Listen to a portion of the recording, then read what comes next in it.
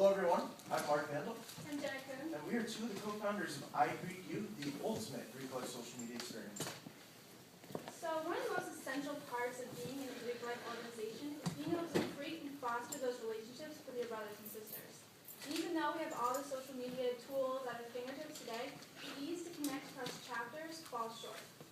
We have not mobilized on the digital level. And so what we want to do is create a central place where Greek life members can go. They can connect with their chapter, build on their campus community, and connect with other chapters across the country, also involving alumni members. So the market for active undergrad members is around 1 million, and these are individuals who are highly engaged in their campus community along with their Greek life community, along with community service. And the alumni members create 7 million. And so while they're diverse in their ages, backgrounds, and lifestyles, what brings them together are their bonds to their Greek life organization. And so their roles are in mentorship, carrying on their charity work, and reconnecting with members. In terms of competition, we have direct and indirect competition. On the indirect side, we have Gin System, which is very focused on administrative duties. Then there's social media such as Facebook and Twitter, which is very social, not very administrative. Now, there's other websites that are trying to do something similar to what we're doing. However, they don't have the wealth of features, they don't have the emphasis on alumni members, and they don't have the personal connection to Greek life that we have. So what we're going to do is focus on our biggest strength, which is our connection to other organizations. And we're going to focus on particular schools, and we've divided up to 3 stages. And within those, we're going to utilize different marketing aspects, social media, promotion, word of mouth, and personal selling. So in terms of money, what we're looking to do is utilize 4 revenue streams. The first of which is going to be involving fundraising. What we're looking to do is bring alumni back into the chapter financially, help them raise money for philanthropy organizations, and we just take a 5% cut for being sort of the middleman.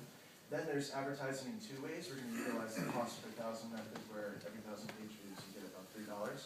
Then there's also partnerships. So we're looking to partner with businesses such as Something Greek, which sells Greek letter clothing and merchandise, and then they run promotions. They get some advertising on the website, and then people can buy letters, for instance, right off the site, and then we would just work with them.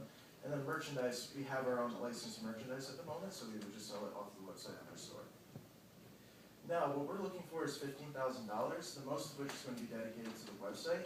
We have a beta website at the moment that we're looking to redevelop, and we have a developer that we're going to be working with. So that would be sort of the main thing with these costs, and then we have marketing expenses, campus promotions, and things like that. So we encourage you all to keep calm and Greek on. Thank you very much.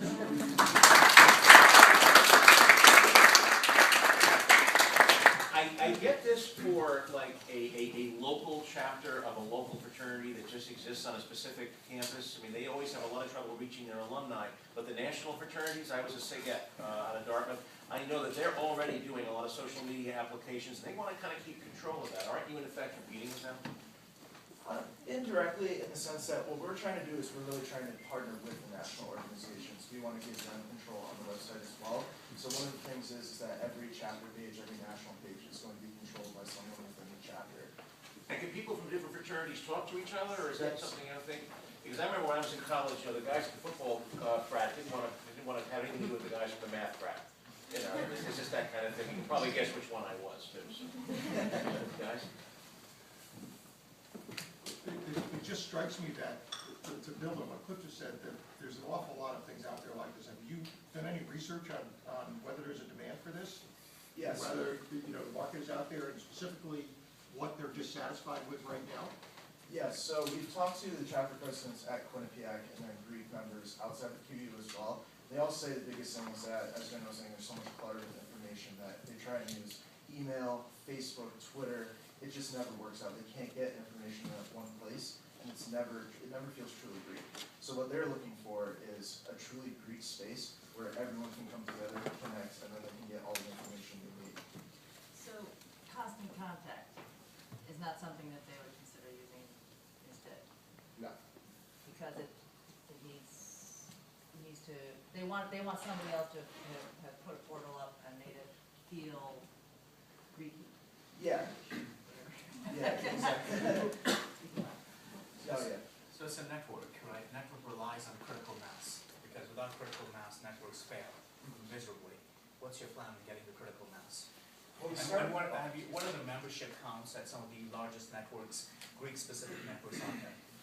Yeah, so what we're looking to do is we want to start at regional and then spread sort of a domino effect way nationally, in the sense that with Greek Life, like we were saying, you're looking at 1 million undergraduate members, and it's very easy to get to them in the sense that I'm a Pi Kappa Phi, she's Alpha Delta Pi, we have connections right after that, we can just email it out to them, start getting them on the site, and like I was saying with interviewing those chapter presidents, we have their chapters on board the site currently, so they start telling their other chapters as well.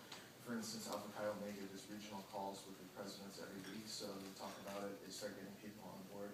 So what we're looking is to really have sort of a domino effect, not to keep using it, but What's gonna be the big pull? What's gonna pull people to the site? I think just the fact that it's finally, everything's in one place, it's Greek, and they feel a sense of safety that, you know, Facebook is just so open, privacy settings are just not that great. This is secure, this is Greek, and this is the place that they can finally come connect online. So login membership kind of things that are screened, that kind of, There's, and that's done by you all?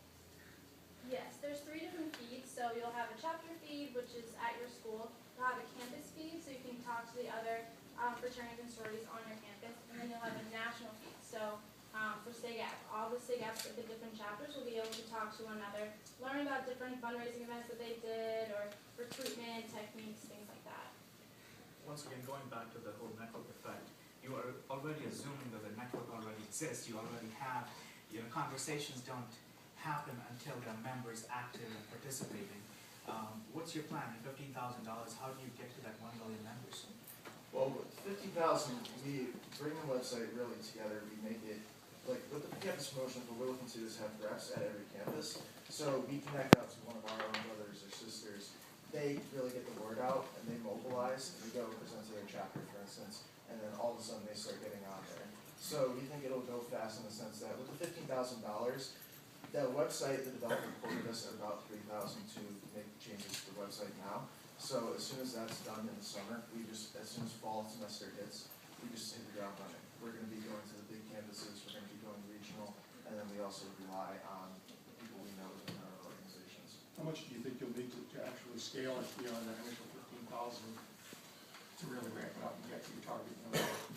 Yeah, I think we anticipate 50,000 is a good start, but we kind of expect another 50,000 perhaps, just to really get us national, because we have to factor in moving across the country, getting to those schools, because we, like I was saying with the personal touch, we really just want to show ourselves out.